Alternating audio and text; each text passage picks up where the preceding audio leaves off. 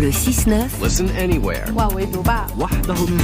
Sur France Inter. Bonjour Gallagher Fenwick. Bonjour. Gallagher, on part vers l'Ukraine avec vous ce matin et notamment du côté de la ville de Kharkiv. L'offensive russe fait des dégâts et votre analyse est que si Kiev ne parvient pas à contenir les assauts russes, la guerre pourrait connaître un tournant très inquiétant. Le contraste entre la parole politique et celle des soldats sur le terrain est saisissant. Depuis plus d'une semaine maintenant, les Russes poussent au nord de l'Ukraine. Diversion pour les uns, punition pour les autres.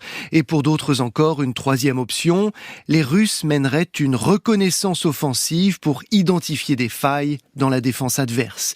Ces trois scénarios ne sont pas exclusifs les uns des autres. Tous ont le même résultat. Ils forcent les Ukrainiens à étirer leur dispositif le long du front.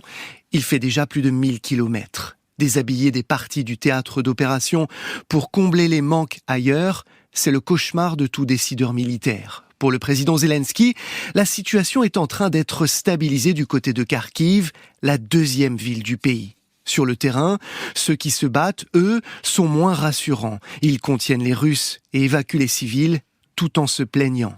Manque d'hommes, manque de munitions, manque de fortifications, manque d'anticipation. L'atmosphère est fébrile. Et à qui la faute, Gallagher ? Les torts sont partagés, Marion. Visé par les accusations d'impréparation dans le Nord, le pouvoir politique ukrainien répond qu'il était trop compliqué de miner cette partie du pays. La zone qui sépare Kharkiv de la frontière avec la Russie toute proche a souvent été utilisée par les unités pro-ukrainiennes pour mener des raids en territoire ennemi. Il ne fallait donc pas compliquer les déplacements côté ukrainien. Par ailleurs, ces espaces sont régulièrement battus par les feux de l'artillerie russe. Construire des tranchées et autres systèmes de défense y serait trop périlleux. Enfin, la mobilisation tarde. L'Ukraine manque d'hommes et de femmes dans les rangs de son armée. Les alliés de Kiev ont également leur part de responsabilité. Les armes tant espérées suite au déblocage de l'aide américaine continuent d'arriver, mais au compte-gouttes. Pire que cela, les Alliés ont observé les Russes masser du matériel et des hommes à la frontière pendant des jours. Ils n'ont pas donné pour autant aux Ukrainiens l'autorisation d'utiliser les moyens et les missiles occidentaux pour cibler ces positions en Russie. Les Ukrainiens ont dû attendre que leurs ennemis entrent sur leur territoire pour commencer à les attaquer. Un choix incohérent et très risqué. Pourquoi dites-vous cela, Gallagher ?